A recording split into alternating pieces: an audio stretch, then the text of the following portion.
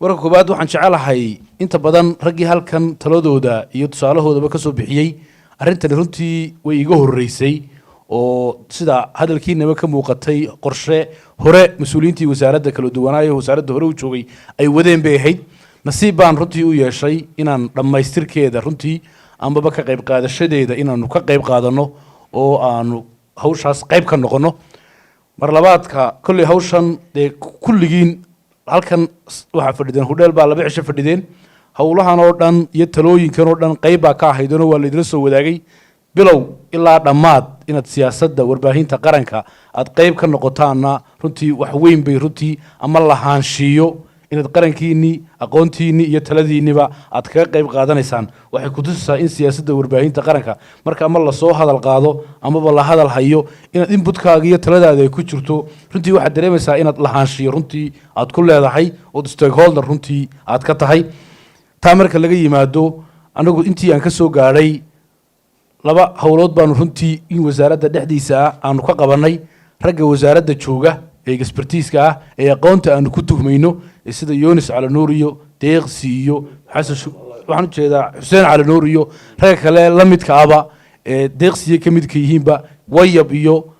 Haddi iyo rag badan oo halka fadhiya waxaanu in badan aan hoolka wasaaradda fadhinay sidii intaynaan warbaahinta madaxa bannaan aynaan hortagin amaba aynaan daneeyayaasha arrimaha runtii aynaan hortagin sida aan u lafaguri lahayn aanu laftana runtii aan uga sii saari lahayn marka runtii waxyaabo fara badan iyo talooyin badan oo ragga khibradda iyo waayo-aragnimada aanu badayno iyo tii soo dirteen sidii loo combine garayn lahaa ee emailada ku soo dirteen iyo taladii aan la soo wadaagteen shaqo dheer baanu runtii intii wasaaradda gudaheeda dibadda aanay naga soo bixin aanu wadnay taladiinii iyo emailadii aad soo dirteen runtii sidaa ka markhaati kacdeenba iyaduna dee qayb bay ka tahay oo runtii way ku jirtaa waxyaabaha runtii dee la komangareeyey ee ku jirta waxa degdegu sidaa ka wada dhawaajiseen ma fiicna waxa qurux badan wax dhammaystiran oo qaranka afaca oo warbaahinta afaca oo wasaaradda afaca runtii taa waanu idinka markhaati kacaynaa waanu idinla qiraynaa dhinaca kalena inay wixii inagu raagaan oo hab inta badan waxaynu dareensannahay in ay warbaahinta iyo siyaasaddii lagu xukumayey idinkuna aqirteen inay kala horreeyeen haddaba si aynu uga daba tagno dee waa inay waxna inaga dhammaadaan oo waxna aynu runtii aynu waxyaabihii kale qabyada inooga ahaa dee adduunna hawli qabyo runtii kama dhammaatay wax fara badan iyo siyaasiyeed badan iyo xeerar badan baa runtii inoo yaalla wixii inaga qabyada ahaana iyada laftigeed inay inaga dhammaantana oo tani inaga amba baxdana si wixii inaga qabyada ahaa inuu gudagalaana iyadana waa mid meesha ku jirto muhiima oo runtii aynu doonayno haddana talooyinkiina aad soo jeediseen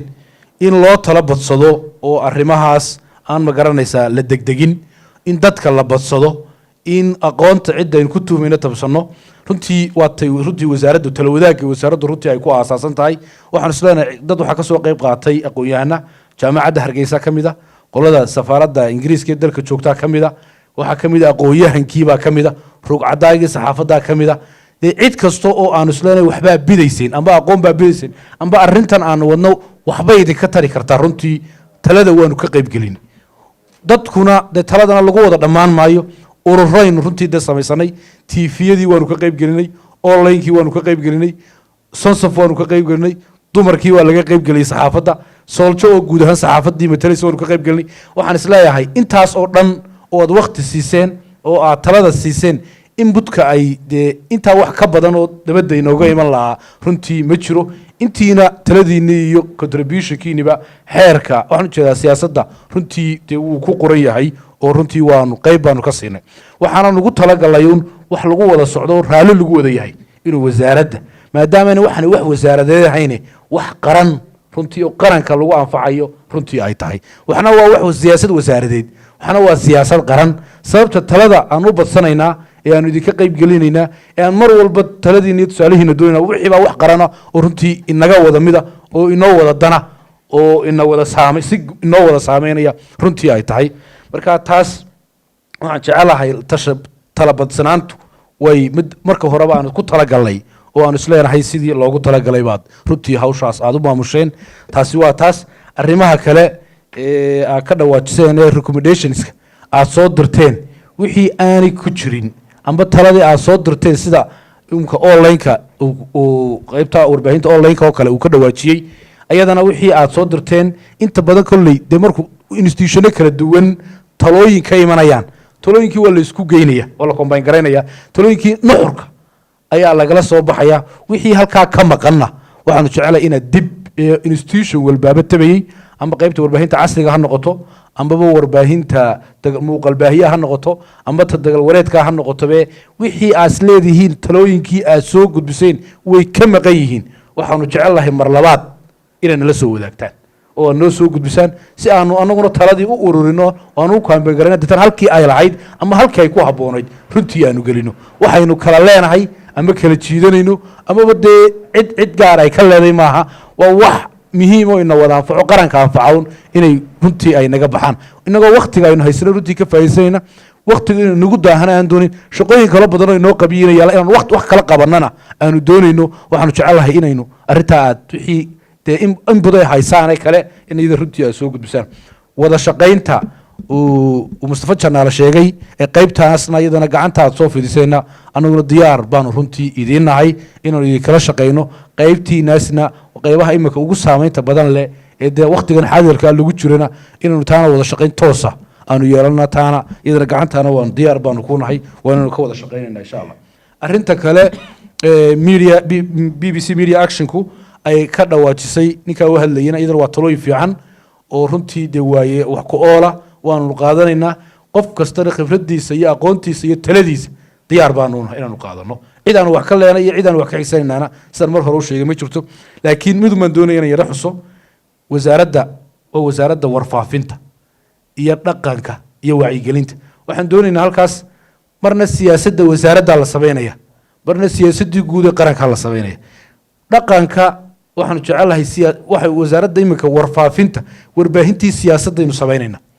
haddana siyaasadii dhaqanka ayadana si gooniyo si bareedayn runtii ay nala tahay inaanu iyadan u samayno oo maadaama laba ujeedo iyo laba shaqo oo kala duwan ay qaranka iyo mas'uuliyadda runtii u hayaan taasna iyadana sida dadka ehelka u ah dhaqanka sida idinka imika dadka ehelka ugu tiin warbaahin aanu idinla wadaagnay wixii idinka weydiinay talada aad nala sheergarayseen iyadana dadka kale nala shaqeynaya wixii dhaqanka khuseysana taana iyadana sidoo kale siyaasad guud oo dhaqanka baan runtii iyadana sameyn doona waxa kale ku jirta wacyigelinta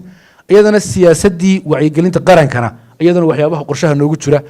waxyaabaha ugu badan ee wasaaradda u aasasatay in dadka laga wacyigeliyo ani component kasta haday noqoto dhaqan haday noqoto qabyaalad haday noqoto dhaqan xumo haday noqoto qaad haday noqoto wax kasta oo talaabo kasta oo la qaada in bulshadii laga wacyigeliyo ciddii mas'uuliyadda xilka uga saarneyd ee mujtamaca wacyigelinaysana wasaaraddii warfaafinta hayday in siyaasad lagu haga ayadana runtii laga maarmaan ayaa ay runtii ay u tahay ay u muuqataa waxaad arkaysaa imika boorarka wacyigelinaha suuqa ku qoran qaar baan af Soomaaligeena ku qornayn qaar baan Carabina ku qornayn English ku qornayn qaar baa sawirro qaaqaawan oo dhaqankeennii iyo diinteennii iyo waxyaabo fara badan oo ka baxsan runtii aad ku arkaysaa marka inaynu siyaasad waxyaabahaas oo dhan ku regulate garayno aynu samayna ayaduna arrin muhiim ah oo in loo baahan yahay inay tahay waad aragteen mashruuc kasta oo dalka laga fuliyo amba waxbarasho ha ahaado amba caafimaad ha ahaado ambaba ani component kasta oo dalka laga fuliyo component wacyigelin awareness ku jira cid maamusha iyo cid regulate garaysa iyo cid daba gasha toonayadana runtii ma jirto